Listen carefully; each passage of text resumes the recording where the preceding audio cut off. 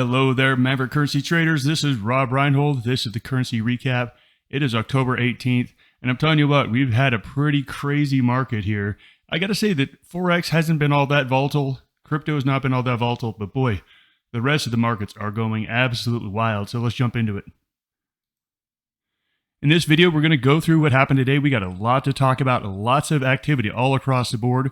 Then we're going to score the current market, see if we need to make any changes, take a look at every currency.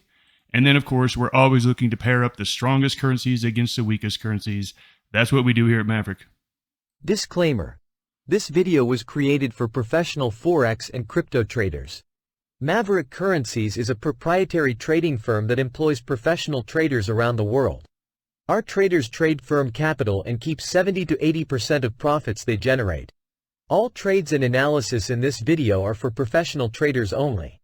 If you are interested in becoming a professional Forex and currency trader for Maverick, click the apply button in the video description. Let's break down what happened today.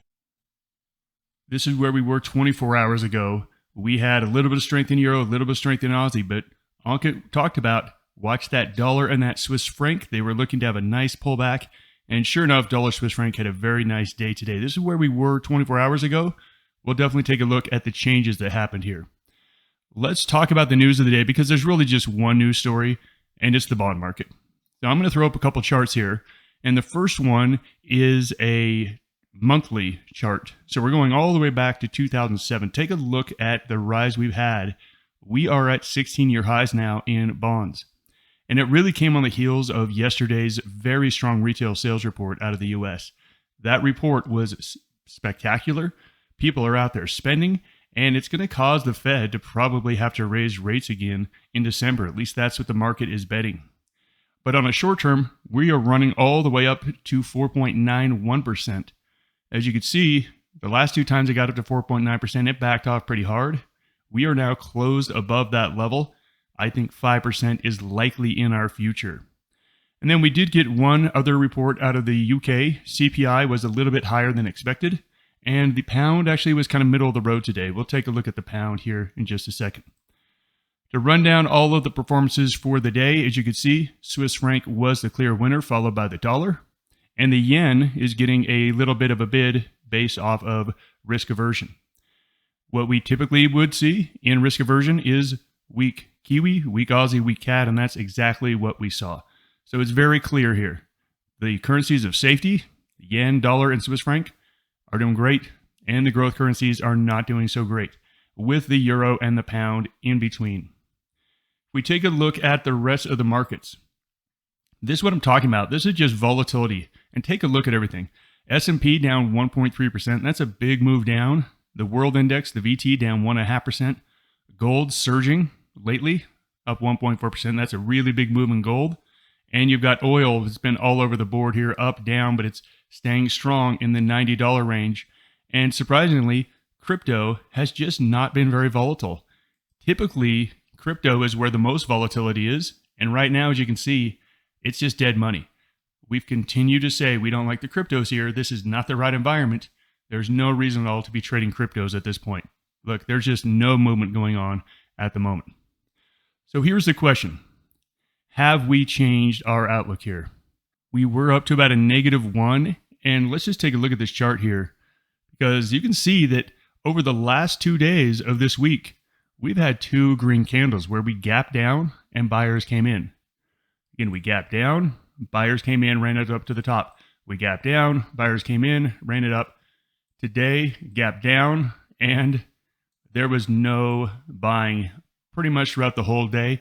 But then we did get a little bounce here. Again, long lower shadow underneath a 20-period moving average. I'm not saying that we're going to bounce here because this chart looks pretty awful, but until that 20-day moving average is broken, which means we get a solid close below it, I still have to kind of be at this -1, -2 area where I don't know what the next move is going to be. Is the next move going to be a new low? If we get a close below this 20-period moving average, then I think that has to be your assumption. Your assumption is that we are going to make a new low. If we do hang out around this area long enough, I'm telling you, this market may have bottomed out here in the first part of October. We will see. At this point, I think it is a coin toss. Look, I usually have very strong opinions, and I share them with you all the time. And sometimes I just say, look, I have no idea here. I think it's 50-50 of where the market goes. So I'm not looking to get too far out over my skis on any trades in any markets. Taking a look over the next 24 hours, we do have Australian employment report tonight. If you're trading the Aussie, that's going to be a good one. I'm looking to trade the Aussie. We'll be looking at some Aussie pairs here in just a second. But I think you have to wait for that report to come out. And then tomorrow morning, we've got a bunch of U.S. data, and we do have Chairman Powell speaking. It'll be interesting to see what he says and if it does move the market. But everyone just be aware that starting at 12 p.m. Eastern Time, we do have Chairman Powell speaking, and that could move markets. So that's really what we have on schedule for the next 24 hours. Let's go into some of the currencies that moved. This is where we were just 24 hours ago. Let's take a look at the currencies that actually moved somewhere. Let's start with the yen. So last night, we were down here at this low, and it was starting to look pretty negative. You can see we really haven't gone anywhere in yen. The yen is neutral here overall. You can see just trading in this channel here. Until that channel breaks, I think you really can't get too excited about yen.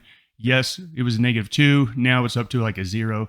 I am not interested in trading yen until the market has a major rally. Then I'll look to be short yen. Look at dollar here. Dollar, this is a really nice looking chart. Again, this is a 4-hour chart. This is on the dollar basket. So these are our proprietary baskets at Maverick, where we evenly weight all the other currencies against the dollar to really get a good idea of what the dollar as a whole is doing. And you can see here, it's a really nice high base pattern, and we are breaking out to the upside. I've got to put dollar at the top of my list. The big question is the Swiss franc better? Is it stronger? And the answer is yes, it's stronger. But Swiss franc just broke out of its little base, and it still could have a little bit of juice left in it. But if I go back to that dollar, boy, I like how that dollar is just breaking out of this base now. The Swiss franc had a big burst when it broke out of that. Probably going to need to take a little rest here. I actually like dollar number 1. I also want to take a look at euro. So euro to me is interesting, the fact that it just had a nice little pullback. This is just a very orderly pullback. I'm mildly bullish here on euro. We have lots of stuff to go long. The question is, what do we go short? I look at pound. Nope, pound is sideways. I look at CAD. Okay. CAD has definitely had a nice run here, but you can see that overall, whatever momentum the CAD had is turning back down. And I think the next level for CAD is back down to the support. So yes, CAD could be a short candidate. Here's a question. Is it the best? Here's the Aussie. Aussie has bounced up to this area. And again, we have the Aussie just really basically moving sideways here. Yes, I can do a range-bound trade here. I could be short Aussie off this little run here. Question is that the best currency? It's an okay one. And then we come to the Kiwi, and here we have clearly the weakest currency. Kiwi is clearly the weakest. And you can see we just broke down off of about a day and a half base here. These are 4-hour candles, so really about 2 days of a base, and then we drop below it. For me, Kiwi is the number 1, CAD is number 2, Aussie is number 3. Aussie may get a bump up after its employment report tonight, but I'm really not looking at it. I'm really focused more on Kiwi and CAD. So let's take a look at the movements we've had over the past 24 hours. Dollar, Swiss franc, and yen all strengthened. Aussie and Bitcoin weakened. And that's really where we are right here. So on the strong side, it is Swiss franc, euro, and dollar. And on the weak side, it is CAD and Kiwi. So that's literally what we're going to look to trade. So we simply now need to pair up the strong against the weak. So let's take a look at some potential trades here. Do you want to be a professional trader? Maverick Currencies is the oldest US-based Forex and crypto prop trading company that will pay you for trading with our capital. Trade our capital and keep 70 to 80% of the profits. We are looking for traders just like you that are hardworking and motivated. Click the apply link on the top right of this video to see if you have what it takes. That link takes you to a 4-minute video that explains the trader position available and you read a list of FAQs that answer pretty much all the basic questions you have at this point. After watching the video and reading the FAQs, if you're interested, fill out an application, then you'll watch the full-length recruiting video, and then schedule an interview with one of our traders. Are you our next trader? First on my list was dollar long and Kiwi short. So my first trade I'm looking for is Kiwi dollar, and this is just a beautiful looking setup here. Let's take a look at a longer term here. We are now breaking below some pretty key levels that we haven't seen really since all the way back in September. Look at this long base here, and now we're breaking down below. This trade just looks great, and it looks great right here, right now. 58.55. I like it here. Stop up here above, either up above this moving average or above this parabolic SAR based on where you put your stops. But to me, this trade looks the absolute best here. Kiwi dollar on the short side. If you want to change it up with something else, you could take a look at CAD Swiss franc. Let's do that the other way. CAD Swiss franc. Yeah, same thing here. Just falling and falling and falling and falling. This thing has been in a downtrend for a long time. Look, the Swiss franc has been the strongest currency lately. This one might be a little bit more extended here from breaking down of its base. You can see here it based here, and we now have a couple candles after that. To me, this basically looks like Kiwi dollar. This is just a better looking chart to me. We're just breaking, and we've got lots and lots of energy that is built up here over the last 3 days, ready to plunge. So Kiwi dollar is definitely going to be my favorite pick for the next 24 hours. The bond market is moving everything. If the bonds go higher, dollar goes higher, Swiss franc goes higher, stock markets go lower. That's just what's happening right now.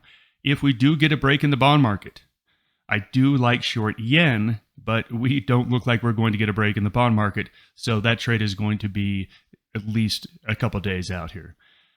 The whole markets, all the markets are really moving, but right now it doesn't seem like Forex and crypto is getting all the volatility, which again, we love volatility. That's great.